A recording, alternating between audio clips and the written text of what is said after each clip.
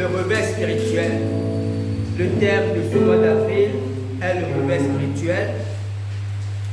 Et notre verset du mois, c'est Éphésiens 5, verset 14. Éphésiens 5, verset 14. C'est pour cela qu'il est écrit: réveille-toi, toi qui dors, relève-toi d'entre les morts, et Christ t'éclairera. Je vais relire. C'est pour cela qu'il est dit: réveille-toi, toi qui dors, relève-toi d'entre les morts, et Christ t'éclairera. Et le thème de ce matin, c'est le feu du réveil. Le feu du réveil. Et le verset du jour, c'est Luc 3, 16. Il leur dit à tous: moi je vous baptise d'eau, mais il vient celui qui est plus puissant que moi. Je ne suis pas digne de délier la courroie de ses souliers. Lui, il vous baptisera du Saint-Esprit et du feu. Amen. Et dans la Bible, les chapitres 2 et 3 de l'Apocalypse de Jean, dans ces deux chapitres, Jésus écrit aux 7 églises d'Asie. Et dans ces lettres, le Seigneur révèle les difficultés de l'une et des autres des églises. Et le Seigneur reprend certaines églises, les encourage à se repentir, à retrouver leur premier amour. Ces lettres nous montrent qu'une église a plusieurs états de vie. Il y a un état de vie, il peut avoir un état de sommeil, il peut même avoir un état de mort. Et ce qui est vrai pour une église l'est davantage pour un chrétien. Ça veut dire qu'un chrétien peut être vivant, un chrétien peut être en sommeil, et malheureusement, un chrétien peut aussi mourir spirituellement. Et durant ce mois d'avril, nous allons voir le réveil spirituel et voir par la grâce de Dieu comment nous pouvons faire pour être réveillés sur le plan individuel et sur le plan de l'Église. Amen. Grand 1, les 3 catégories de personnes. Les 3 catégories de personnes. Je relis Éphésiens 5, verset 14. C'est pour cela qu'il est écrit: réveille-toi, toi qui dors, relève-toi d'entre les morts, et Christ t'éclairera. Ce verset nous permet en fait de comprendre qu'il y a 3 catégories de personnes sur la terre. Il y a ceux qui sont éveillés, il y a ceux qui dorment, et il y a malheureusement ceux qui sont morts. Nous allons examiner chaque catégorie. Grand A, grand A, ceux qui sont morts. Nous allons commencer par ça, ceux qui sont morts. Tous ceux qui ne connaissent pas Dieu, en fait, pour ceux qui ne connaissent pas Dieu, pour le commun des mortels, un homme est mort lorsqu'il n'a plus de souffle de vie, lorsqu'il est devenu un cadavre. On peut constater que cet homme est mort. Ce n'est pas faux. Lorsqu'un homme est cadavre, effectivement, il est mort. Mais ce n'est pas ce qui est le plus important en fait. Parce que il existe 3 catégories de mort. Il y a la mort spirituelle, il y a la mort physique, et il y a la mort éternelle, qui est, enfin, je ne sais même pas comment qualifier ça. Dans le jardin d'Éden, quelque chose s'est passé. Dans Genèse 2, verset 17, Dieu a dit quelque chose. Dieu a dit à Adam: mais tu ne mangeras pas du fruit de la connaissance du bien et du mal, car le jour où tu en mangeras, tu mourras. C'est ce que Dieu a dit à Adam et à sa femme par. Mais Adam et Ève ont mangé ce fruit. Et lorsqu'ils ont mangé ce fruit, ils ne sont pas tombés raides morts comme on dit. Ils étaient encore debout. Mais en réalité, ils étaient déjà morts. Vous comprenez? Adam et Ève, après avoir mangé le fruit, ont ont vécu pendant des centaines d'années. Ils ont fait des fils et des filles, comme dit la Bible, mais ils étaient déjà morts. Par contre, quand on lit Genèse 3, versets 7 à 10, que je vais lire, les yeux de l'un et de l'autre s'ouvrirent, ils connurent qu'ils étaient nus, et ayant cousu des feuilles de figuier, ils s'enfirent des ceintures. Alors ils attendirent la voix de l'Éternel Dieu qui parcourra le jardin vers le soir. Et l'homme et sa femme se cachèrent loin de la face de l'Éternel Dieu, au milieu des arbres du jardin. Mais l'Éternel Dieu appela l'homme et lui dit, où es-tu? Il répondit, j'ai entendu ta voix dans le jardin et j'ai eu peur parce que je suis nu et je me suis caché. Et j'ai eu peur. Voilà un signe, il y en a d'autres, qui attestent de la mort d'Adam et d'Ève. Adam et Ève étaient habitués à la communion avec Dieu, étaient habitués à rester, à vivre dans la présence de Dieu. Mais ce jour-là, quand Dieu a appelé Adam, ils ont eu dans leur cœur un sentiment de peur, un sentiment de honte. Et ils se sont cachés. Et Adam a reconnu qu'il a entendu la voix de Dieu et il a eu peur. Comprenez? Et ce sentiment se trouve dans le cœur de tous ceux qui ne connaissent pas Dieu. Tout à l'heure, la servante de Dieu témoignait et elle disait au Seigneur que si c'est le moment où je dois partir, alors il faut que je parte. Un païen ne peut jamais faire cette prière parce qu'il a peur.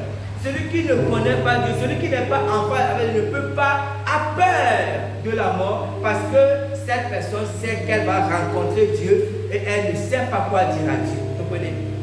C'est ce qui cause la peur de plusieurs personnes. Les gens ont peur de mourir parce qu'ils ne sont pas en communion avec Dieu. Parce qu'ils ne veulent pas rencontrer Dieu. Donc ça c'est la mort spirituelle. Le fait d'être séparé de Dieu sur le plan de communion, sur le plan spirituel, le fait de ne pas connaître Dieu, de ne pas être né de nouveau, on est mort même quand on vit, comprenez-vous? Nous avons des gens, nos amis, nos parents, nos voisins, s'ils ne connaissent pas Dieu, alors ils sont morts sur le plan spirituel. Ça c'est la première mort. La deuxième mort, je disais, c'est la mort physique. Nous connaissons. Quand quelqu'un perd son souffle de vie, un médecin peut faire le constat. La personne est morte. En fait, il y a une séparation entre le corps et l'esprit. Donc, il y a cette mort-là. Et la troisième mort, malheureusement, c'est la mort éternelle. Celui qui vit dans la mort spirituelle, lorsqu'il meurt physiquement, il se retrouve automatiquement dans la mort éternelle. Parce qu'en fait, celui qui n'est pas en relation, en communion avec Dieu de son vivant, ne peut pas être en relation, en communion avec Dieu après sa mort. On peut lui faire toutes les messes de requiem qu'on veut. Ça ne peut rien changer. Pour être en communion avec Dieu après sa mort, il faut commencer, et c'est même normal, comprenez? Si du vivant, tu n'arrives pas à t'entendre avec quelqu'un, c'est pas après la mort, ça ne va pas marcher. Et c'est comme ça que Dieu a établi la chose. Si nous voulons être en communion, parce qu'en fait, ceux qui vont aller au ciel seront obligés d'être en communion éternellement avec Dieu. C'est une communion éternelle avec Dieu. Donc, si déjà de notre vivant, on ne sait pas être en communion avec Dieu, ne pensons pas qu'après notre mort, cela va arriver. Et c'est ça la mort éternelle que nous appelons encore l'enfer. Comprenez? Que nous appelons encore l'enfer. Donc nous devons comprendre que quand nous voyons, nous sommes ici, quand nous voyons les gens, il y a ceux qui sont vivants sur le plan spirituel, il y a ceux qui sont morts, et il y a ceux qui sont, on va voir. Donc grand B, ceux qui sont éveillés. La Bible dit, réveille-toi, toi qui dors. Ça veut dire que Dieu veut que cette personne qui dort se réveille. Parce qu'il y a des gens qui sont éveillés et qui ne dorment pas. Ceux qui sont éveillés sont l'image des 5 vierges qu'on voit dans la Bible. Comprenez? Ce n'est pas seulement ceux qui sont nés de nouveau. Être né de nouveau n'est pas suffisant pour être éveillé. On va voir qu'on peut être né de nouveau et être en train de dormir profondément. Ici, ceux qui sont éveillés sont ceux qui sont nés de nouveau, mais qui ont une communion vivante avec Dieu, une relation vivante avec Dieu. C'est l'histoire des 5 vierges, comme je disais. Les 5 vierges, elles avaient assez de réserve d'huile, vous comprenez? Elles avaient de l'huile dans leur lampe, elles en avaient en réserve. Donc elles étaient prêtes pour le retour du Seigneur. Voilà ceux qui sont éveillés. Et ces personnes, si le Seigneur vient à n'importe quel moment, ces personnes sont prêtes à être enlevées avec le Seigneur. Voilà la deuxième catégorie. Et la troisième catégorie, à qui ces paroles parlent, réveille-toi, toi qui dors, c'est ceux qui dorment. Malheureusement, dans le milieu chrétien, beaucoup dorment. Peut-être nous tous, mais beaucoup sont plongés dans un profond sommeil, bien qu'ils soient chrétiens. Ils sont chrétiens, ils sont nés de nouveau, mais ils sont plongés dans un profond sommeil. Ils sont tombés dans l'assoupissement à cause de beaucoup de choses. Et la Bible dit, réveille-toi, toi qui dors, relève-toi d'entre les morts. Pourquoi la Bible dit, relève-toi d'entre les morts? Parce qu'en fait, ces chrétiens qui sont assoupis sont identifiés, ressemblent maintenant à ceux qui ne connaissent pas Dieu. Dans leur affection, dans leur projet, en fait, ils se comportent comme les morts. Ça veut dire que relève-toi d'entre les morts. Ne sois pas comme les morts. Vous comprenez? Donc, lorsqu'on est chrétien, même lorsque nous sommes au milieu des païens, on doit pouvoir nous distinguer. C'est ce que la Bible est en train de dire. Si on n'arrive pas à nous distinguer des païens, alors c'est vrai que nous dormons, mais nous sommes confondus à ceux qui sont morts. Donc, en tant que chrétiens, ce matin, le Seigneur nous conseille, nous exhorte à nous réveiller pour nous qui dormons, à nous relever d'entre les morts. Amen. Grand 2, le Dieu qui répond par le feu. Le Dieu qui répond par le feu.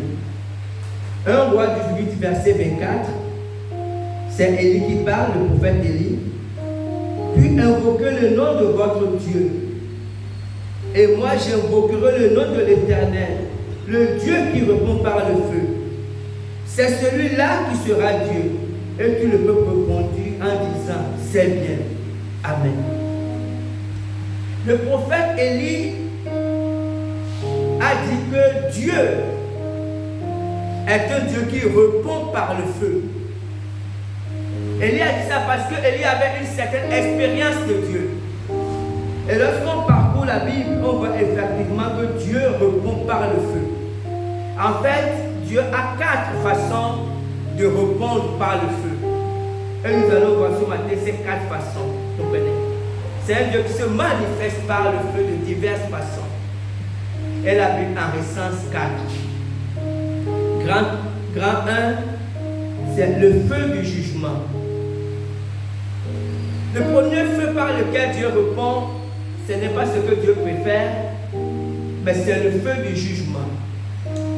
Deutéronome 4, verset 23 à 24 dit, veillez sur vous afin de ne point mettre en oubli l'alliance que l'Éternel votre Dieu a traitée avec vous, et de ne point vous faire d'image taillée, de représentation quelconque que l'Éternel ton Dieu t'ait défendu, car l'Éternel ton Dieu est aussi un feu dévorant, un Dieu jaloux.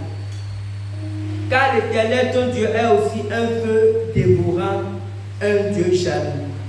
Lorsque Dieu se manifeste par le feu, Dieu est en mode jugement ou en mode rétribution. C'est que Dieu se décide à un moment donné de punir le péché. Et il passe dans un monde du Dieu qui répond par le feu. Mais lorsqu'on parcourt la Bible, il est facile de voir que Dieu n'aime pas répondre par le feu du jugement. En fait, Dieu fait tout pour ne pas répondre par le feu du jugement, parce que dans le fond, Dieu n'aime pas punir l'homme ou Dieu n'aime pas détruire l'homme. On va dire ça comme ça.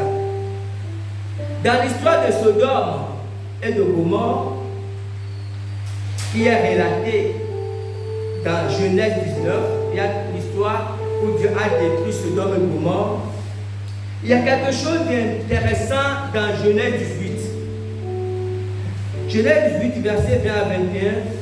Et l'Éternel dit le cri contre Sodome et Gomorrhe s'est accru et leur péché est énorme. C'est pourquoi je vais descendre et je verrai s'ils ont agi entièrement selon le but venu jusqu'à moi. Et si cela n'est pas, je le saurai.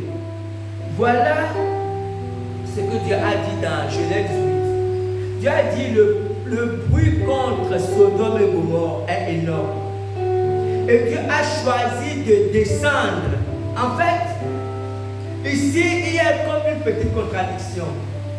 Parce que Dieu a dit qu'il descend pour vérifier si le but qui monte jusqu'à lui est vrai. Mais dans le fond, Dieu savait exactement ce qui se passait à Sodome et Gomorrhe. Mais Dieu voulait trouver une solution pour ne pas détruire cette ville. En fait, s'il y avait une solution, s'il y avait une possibilité pour ne pas détruire cette ville, Dieu aurait pris cette option. C'est pour ça que Dieu est parti voir Abraham. En fait, Dieu avait besoin d'un intercesseur pour Sodome et Gomorrhe. Parce que ces deux villes étaient totalement plongées dans le péché et la justice de Dieu veut que Dieu punisse, veut que Dieu rende justice parce que Dieu est assis sur un trône de justice.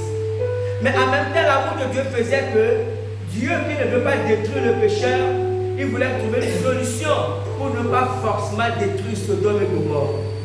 Et Dieu est allé voir Abraham et Dieu a parlé avec Abraham. Et on voit que Abraham a intercédé jusqu'à un certain niveau. Et après l'intercession d'Abraham, Dieu a envoyé les anges là-bas à Sodome et Gomorrhe. Si les habitants de Sodome et de Gomorrhe avaient agi autrement, Dieu aurait peut-être épargné ces deux villes. Mais lorsque les anges sont arrivés dans cette ville, les habitants de cette ville ont agi exactement comme ils ont l'habitude d'agir. Et Dieu n'avait pas d'autre choix que de détruire cette ville. Cette ville, avant de le faire, il a fait sortir l'autre et sa famille. Comprenez? Comprendre que Dieu, avant de se manifester par le feu du jugement, Dieu cherche toujours tous les moyens pour amener l'homme à la repentance. Et lorsque le pécheur se répand, alors Dieu renonce à son jugement et Dieu pardonne. Amen. B. Le feu qui agrée. Le feu qui agrée. Le feu qui fait du bien. Lévitique 6, versets 5 à 6. Le feu brûlera sur l'autel, il ne s'éteindra point. Chaque matin, le sacrificateur y allumera du bois, arrangera l'holocauste et brûlera la graisse des sacrifications de grâce. Le feu brûlera continuellement sur l'autel, il ne s'éteindra point. Amen. Le feu qui brûle ou qui devait brûler continuellement sur l'autel, en fait, c'était le feu pour consumer les sacrifices. Les gens venaient offrir des sacrifices. Et il fallait que ces sacrifices soient agréés par Dieu. Parce que ce qui s'est passé après que le sacrifice ou la victime soit déposée sur le feu, la fumée montait vers Dieu pour attester que ce sacrifice a été agréé par Dieu. Donc, c'est un feu que Dieu a mis pour agréer les sacrifices, pour accepter les sacrifices que l'on faisait. Et c'est en référence à ce feu que Élie a parlé dans un roi. Quand Élie disait le Dieu qui répondra par le feu. Parce que Élie sait que lorsqu'on faisait les sacrifices, on les déposait sur l'autel, mais l'autel qui avait déjà un feu. Parce qu'il y avait un feu qui devait brûler continuellement sur cet autel-là. Et lorsqu'on déposait la victime, Dieu agréait ce sacrifice en faisant en sorte que la fumée monte au ciel. Donc, comme Élie voulait faire un sacrifice, il a fait ce sacrifice, il a disposé toutes choses, comme lorsqu'on fait un sacrifice, et il a invoqué le feu de Dieu, et le feu de Dieu a agréé le sacrifice que Élie a fait, et Dieu a consumé totalement ce sacrifice. Donc il y a ce feu, en fait, qui agrée ce que nous faisons.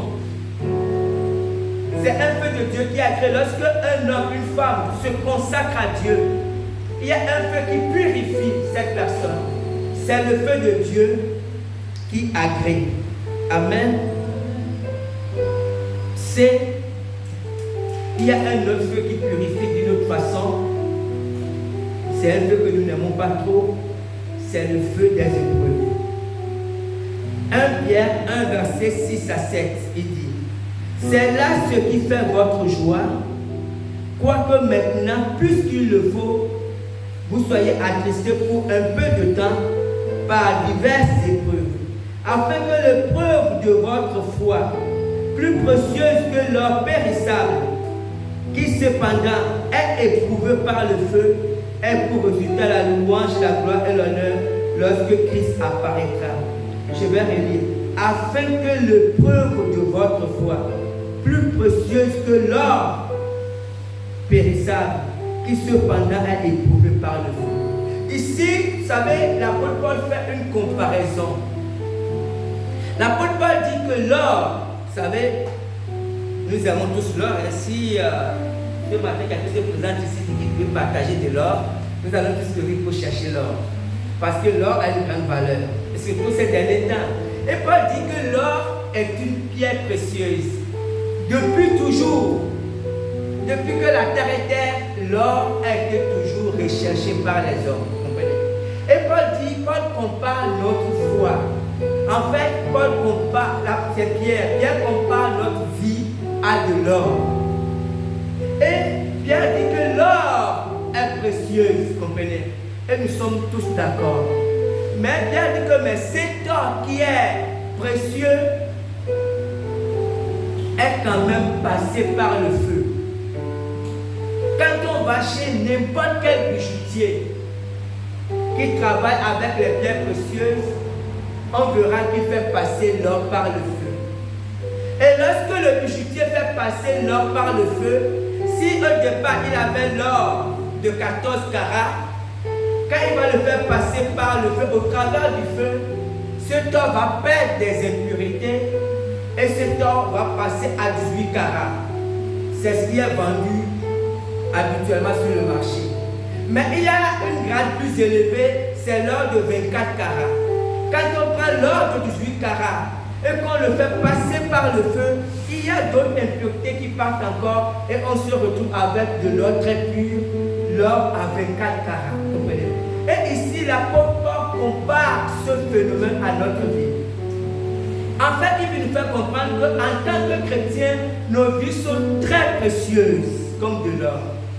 Mais bien que nos vies soient précieuses, vous savez, parce que, vous savez, un chrétien, une chrétienne, lorsqu'il passe par des moments difficiles, lorsqu'il passe par les temps d'humiliation, les moments de brisement, comme on l'appelle, lorsqu'il est méprisé, injurié, lorsqu'il n'a pas mangé, ce chrétien peut se sentir misérable. Des fois, comme moins que rien, il peut se sentir rejeté. Et vous savez, Dieu ne veut pas qu'un chrétien se sente misérable. Parce que lorsque un chrétien se sent misérable, en fait, c'est une confusion pour le ciel. Parce que Pierre veut nous faire comprendre que, quelles que soient les épreuves, quel que soit ce par quoi nous pouvons passer en tant que chrétiens, nous sommes toujours de l'or.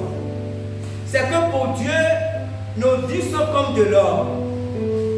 Mais exactement comme de l'or, il faut que nous passions par le feu pour être purifiés de certaines impuretés. Dans la réalité, sur le plan pratique, vous savez, il y a certains péchés, il y a certains défauts, il y a certaines passions que nous n'abandonnerons jamais si nous ne passons pas par l'épreuve. Il y a certains défauts que nous laissons naturellement. Mais pour d'autres, il faut forcément passer par des difficultés pour les abandonner. Et c'est ce que Pierre nous dit ici. Et ce feu, cette épreuve, ces difficultés sont comparées à du feu. Un feu que Dieu envoie, qui purifie, qui nous purifie. Amen. Et l'autre feu, c'est le feu qui purifie. Le feu, non, j'ai parlé du feu qui purifie. D, c'est le feu qui baptise. D, le feu qui baptise. Luc 3, verset 16, c'est notre verset de base. Il leur dit à tous, moi je vous baptise d'eau, mais il vient celui qui est plus puissant que moi, et je ne suis pas digne de délier la couronne de ses souliers. Lui, il vous baptisera du Saint-Esprit et de feu. Il baptise de Saint-Esprit et de feu. Ça, c'est un autre feu, le quatrième feu. Vous comprenez? Et ça, c'est le feu que j'aime le plus. En fait, ce feu, c'est le feu du réveil. C'est le feu du zèle de Dieu. C'est le feu qui embrase nos cœurs de passion pour Dieu. C'est le feu qui fait en sorte qu'un chrétien, une chrétienne s'engage totalement parce que dans son cœur, il sent comme un feu qui brûle d'amour pour Dieu. C'est de ce feu dont parlait Jean-Baptiste. Il dit, il vous baptisera de Saint-Esprit, mais aussi de feu, comprenez? Afin que vous soyez embrasés d'amour pour lui. Afin que vous soyez déterminés pour lui. Afin que nous soyons déterminés pour lui. Amen. Grand 3, on va comprendre ce feu. Grand 3, passion contre passion. Passion au singulier contre passion au pluriel. Passion contre passion.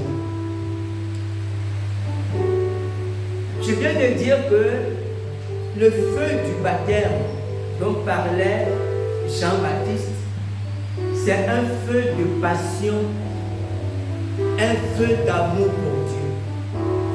C'est ce feu qui fait en sorte que des hommes et des femmes sont prêts à donner leur vie pour Dieu parce que leur cœur est rempli d'amour pour Dieu.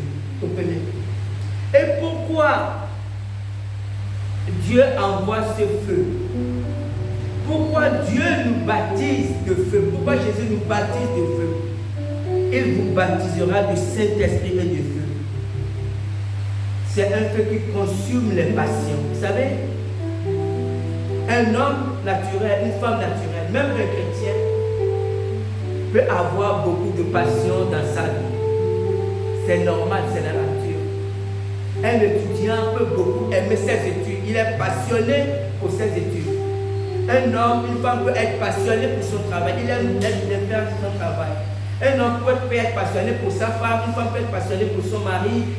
Les parents peuvent être passionnés pour les enfants. Un chrétien peut aimer beaucoup l'argent, peut aimer la richesse. Vous savez, un homme, une femme peut avoir beaucoup de passion dans sa vie. Mais ce que nous oublions, c'est que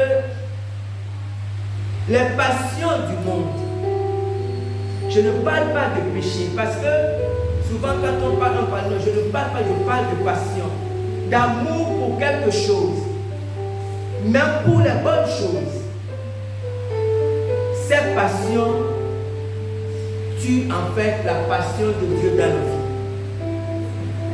Lorsqu'un chrétien, lorsque quelqu'un est né de nouveau, mais qu'il aime beaucoup ses enfants, ce qui est très très bien,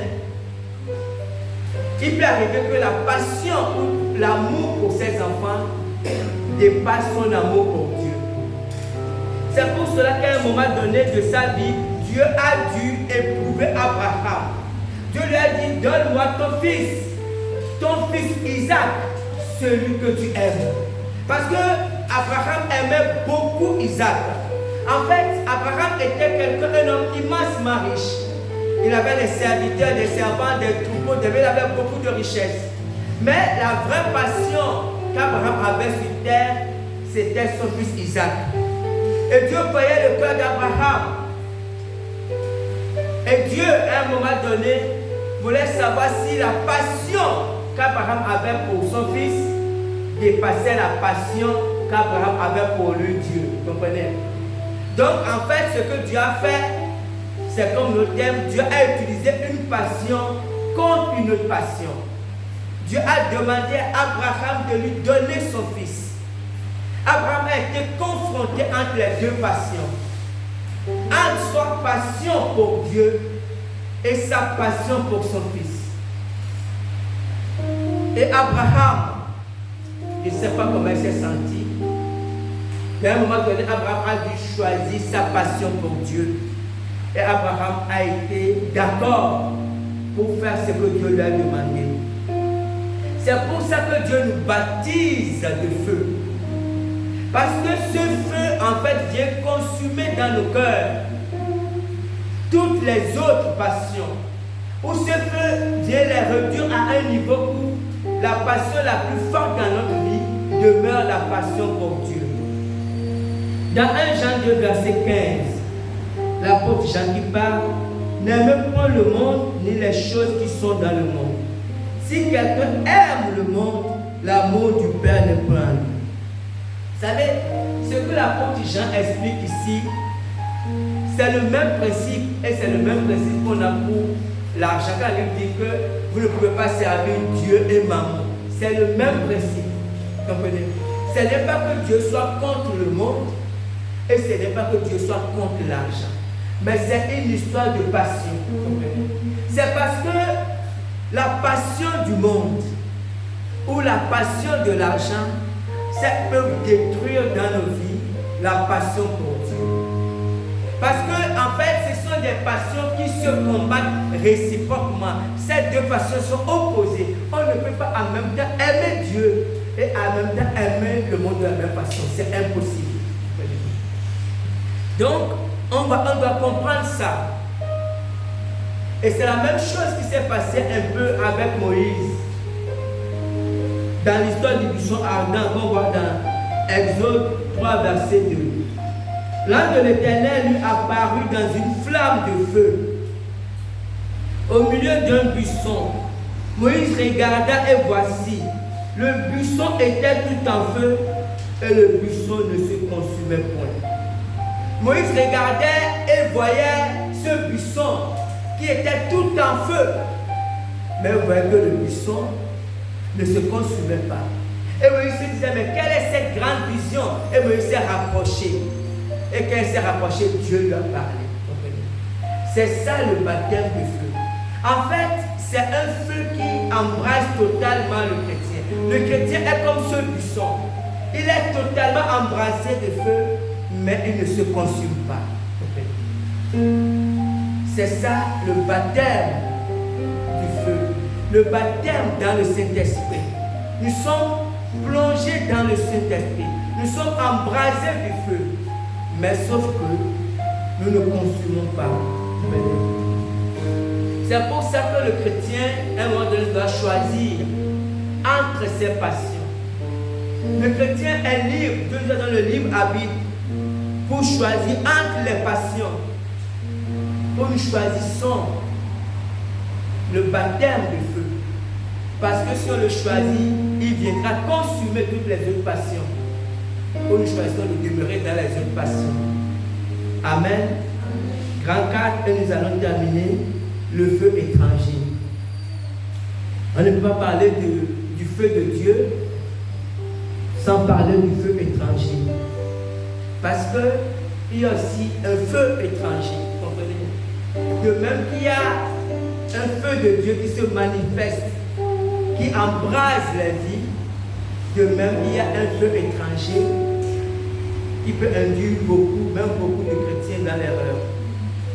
Vous savez, le feu étranger se comporte exactement comme le feu de Dieu. J'ai expliqué en disant que le feu, en fait, Dieu appelle le feu, dans le sens figuré bien sûr, le feu se zèle, un engagement pour Dieu, quelqu'un qui est zélé, embrasé pour Dieu. C'est ça le feu. Comprenez? Mais ce feu peut agir exactement dans le sens inverse. Un homme, une femme peuvent être embrasés de zèle, embrasés d'une passion. Ils peuvent penser qu'ils sont passionnés pour Dieu, alors qu'en réalité, cette passion n'est pas pour Dieu. C'est que si cet engagement ne vient pas de Dieu, si cette vision ne vient pas de Dieu, le fait qu'on soit zélé pour ça ne change rien du tout. C'est ce que la Bible appelle le feu étranger. Comprenez-vous? Ce que la Bible appelle le feu, c'est ce zèle-là, cette détermination, cet amour qu'on peut investir, dans quelque chose, vous comprenez, en mettant l'étiquette de Dieu là-dessus, alors que ça ne vient pas de Dieu. Lisons un texte, Lévitique 10, verset 1 à 2. Les fils d'Aaron, Nadab et Abihu, prirent chacun un brasier, ils mirent du feu et posèrent du parfum dessus. Ils apportèrent devant l'Éternel du feu étranger, ce qu'il ne leur avait point ordonné. Alors le feu sortit de devant l'Éternel et les consuma. Ils moururent devant l'Éternel. Amen. Vous savez, quand on lit ce verset, la Bible dit que ces deux fils d'Aaron qui étaient sacrificateurs, la Bible dit qu'ils ont pris chacun un brasier, ils ont mis le feu et ils ont mis le parfum dessus. En fait, ces deux sacrificateurs ont fait tout comme il faut. Comprenez? Ils ont suivi la procédure. Mais le seul problème ici, la Bible dit, ce qui ne leur avait point ordonné. Ils ont fait quelque chose que Dieu n'avait pas dit. C'était leur seule erreur. Ils ont offert un sacrifice alors que Dieu ne leur a rien demandé. Et le feu est sorti pour les consumer. Vous savez, souvent, en tant qu'être humain, nous réfléchissons à la manière des hommes et nous attribuons cela à Dieu. Je ne vais pas parler d'église, mais je vais vous donner cet exemple. C'est l'une des erreurs de l'église catholique. Comprenez? Je veux parler de l'adoration de Marie et même de l'adoration des saints. En tant qu'homme, nous voulons, et c'est vrai, que les gens honorent nos mamans. Comprenez, si quelqu'un, comme le président de la République par exemple, nous allons honorer son père, nous allons honorer sa mère, et ça c'est chez les hommes. Comprenez? Mais l'erreur que nous faisons, c'est que nous prenons notre façon de penser et nous l'attribuons à Dieu. Il y a plusieurs choses que nous pensons très bien selon notre logique et nous pensons que Dieu pensera exactement comme nous. Malheureusement, Dieu ne pense pas comme nous. Dieu a dit que autant le ciel est élevé au-dessus de la terre, autant ses pensées sont élevées au-dessus de nos pensées. Donc nous ne pouvons pas, en tant que chrétiens, imaginer des choses selon notre conception et puis l'attribuer à Dieu. En disant que si nous faisons comme ça, ça va plaire à Dieu, parce que non, Dieu n'est pas un homme. Et cela a induit beaucoup de chrétiens en erreur, parce que beaucoup prient et adorent Marie. Au départ, je ne sais pas si c'était l'hommage, mais c'est s'est transformé en adoration, ce qui est totalement contre la Bible. La Bible, pour la Bible, on ne doit pas adorer Marie. Comprenez? De même qu'on ne doit pas adorer les frères de Jésus, Jean, Jacques, qui étaient les frères de Jésus. Donc, c'est souvent l'erreur que nous faisons. Lisons 2 Samuel 1, 2 Samuel 7, versets 1 à 5, et après je vais lire les versets 12 et 13. 2 Samuel 7. Lorsque le roi, c'est de David qu'il s'agit, 2 Samuel 7, versets 1 à 5, et puis je vais sauter pour qu'on ne lise pas beaucoup. Lorsque le roi habita dans sa maison et que l'Éternel lui eut donné du repos, après l'avoir délivré de tous les ennemis qui l'entouraient, il dit à Nathan le prophète, vois donc, j'habite dans une maison de cèdre, et l'arche de Dieu habite au milieu d'une tente. Nathan répondit au roi, va, fais tout ce que tu as dans le cœur, car l'Éternel est avec toi. La nuit suivante, la parole de l'Éternel fut adressée à Nathan. Va dire à mon serviteur David, ainsi parle à l'Éternel. Est-ce à toi qui me bâtit? Est-ce toi qui me bâtirais une maison pour que j'en fasse ma demeure? Quand tes jours seront, là c'est le verset 12 à 13. Quand tes jours seront accomplis et que tu seras couché avec tes pères, j'élèverai ta postérité après toi. Celui qui sera sorti de tes entrailles, et j'affermirai son règne. Ce sera lui qui bâtira une maison à mon nom, et j'affermirai pour toujours le trône de son royaume. Amen. Voici une histoire biblique qui doit beaucoup nous édifier. Ici, c'est l'histoire du roi David. Et nous savons tous que Dieu aimait beaucoup David. Et David, à un moment de sa vie, Dieu lui avait donné du repos. Il avait vaincu tous ses ennemis. Et ceux qui n'ont pas détruit, il les avait soumis, vous comprenez. Il lui payait des taxes, des impôts. Donc, à ce moment, David était tranquille. Et David avait construit sa belle maison, une belle maison de cèdre. Vous comprenez. Et les cèdres, en ce moment, c'était un bois très précieux parce que le cèdre venait du Liban. Et David, quand il admirait un jour sa maison, il a eu comme un remords. Il s'est dit, mais moi j'habite une très belle maison, une maison de cèdre, alors que la tente de Dieu est sous une tente. Donc David avait à cœur de construire une maison, un temple pour Dieu. Vous comprenez? Et le prophète Nathan, à qui David partageait cette préoccupation, le prophète a dit à David, fais comme tu veux, parce que le prophète a dit que c'était une très très bonne idée. Et le prophète a dit, fais comme tu veux, Dieu est avec toi. Vous comprenez? Donc la chose était résolue. Aussi bien David que Nathan trouvaient que c'était une très bonne solution. Il fallait construire une maison pour Dieu.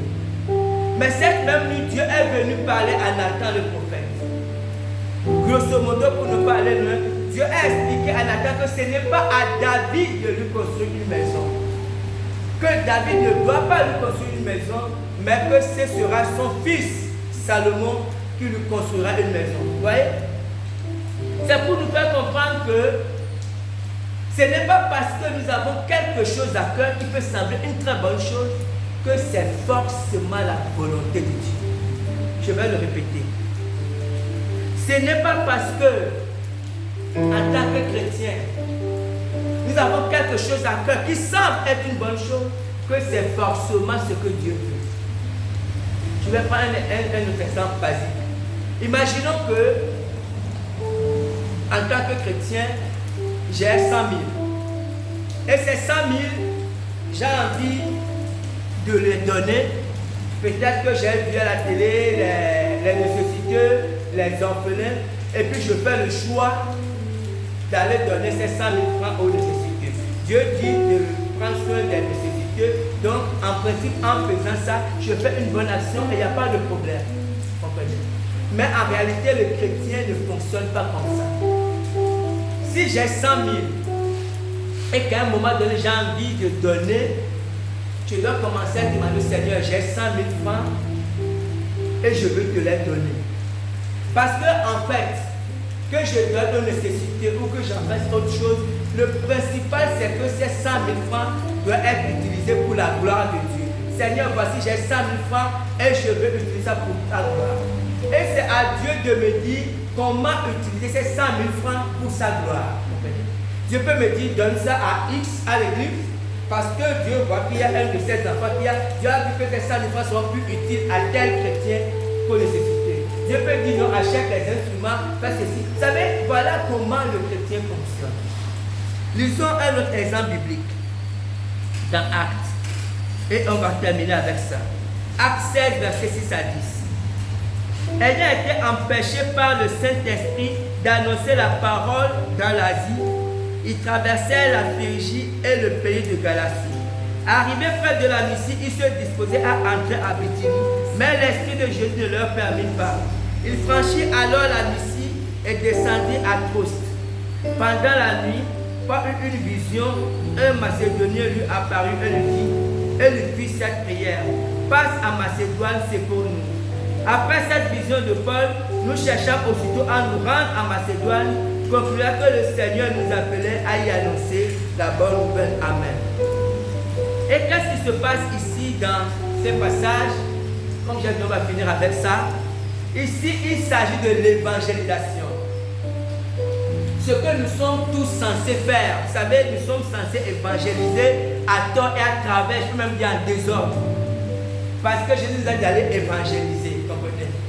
Et ici, l'apôtre Paul allait évangéliser. Donc, il n'y a pas quelque chose de plus grand que ça pour un chrétien. Mais il se trouve que dans cette expérience, l'apôtre Paul voulait entrer dans une ville pour évangéliser. Il a été bloqué net par le Saint-Esprit. Il dit non, ne va pas là-bas, ne va pas prêcher là-bas. Paul dit comment ça? Il a obéi au Saint-Esprit, il a laissé tomber. Il veut aller dans une autre ville, le Saint-Esprit dit non, ne va pas aussi dans cette ville. Il s'est dit mais comment? Une troisième, le Saint-Esprit dit non, ne va pas aussi là-bas. Maintenant, dans la nuit, pendant la nuit maintenant, le Saint-Esprit est venu lui dire ce qu'il doit faire d'aller à Macédoine. Vous savez, c'est très important. Nous devons faire attention aux passions que nous avons. Pour que quelquefois nos propres ambitions ne paraissent pas être la volonté de Dieu. Quand on lit la parole de Dieu dans 2 Timothée 4, verset 2, le même Paul a dit à Timothée, prêche la parole, insiste en toute occasion, favorable ou non, reprend, censure, exhorte avec toute douceur et en instruisant. Donc Paul dit à Timothée, prêche la parole, insiste en toute occasion, favorable ou non. Comprenons bien ce que l'apôtre Paul veut dire. Parce que nous les chrétiens, vous savez, nous sommes champions pour faire sortir un texte hors de son contexte. Lorsque nous voulons que la chose nous arrange, nous, rapidement nous prenons un texte, nous le mettons hors de son contexte et ça devient pour nous un prétexte. Paul n'a pas dit ici à Timothée de prêcher en désordre. Ici, il y avait d'abord un contexte spirituel. L'apôtre Paul sentait que dans peu de temps, les gens auront du mal à accepter l'évangile. Et Paul dit à Timothée, prêche l'évangile et utilise toute occasion favorable ou non. Mais occasion favorable ou non pour qui? Pour Étienne, pour Timothée, c'était pour Timothée ou pour le Saint-Esprit. Il faut bien comprendre les choses. Occasion là, ce n'est pas rapport à Timothée et non au Saint-Esprit. J'explique tout simplement. Il y aura des situations où Étienne, Timothée pourra rentrer dans certaines maisons pour prêcher l'évangile et les gens vont recevoir l'évangile en acclamant Timothée. Tu as bien fait de venir. Mais il y aura d'autres situations où Timothée ira prêcher l'évangile et il peut recevoir des coups, il peut être maltraité. Voilà de quoi l'apôtre Paul veut parler en parlant d'occasions favorables ou non. Les occasions favorables ou non, c'était par rapport à Timothée et non par rapport au Saint-Esprit. Le Saint-Esprit ouvre une porte à Timothée. Et lorsqu'il ouvre une porte, ça peut être une porte favorable pour Timothée comme une porte non favorable. C'est-à-dire que c'est une porte avec difficulté. Mais que la porte soit favorable ou non favorable pour Timothée, Timothée doit prêcher l'évangile. Amen. Voilà ce que l'apôtre Paul lui a dit de faire. Ce n'est pas qu'il prêche l'évangile en désordre sans obéir ou sans être conduit par le Saint-Esprit. Amen. Et que Dieu bénisse sa parole.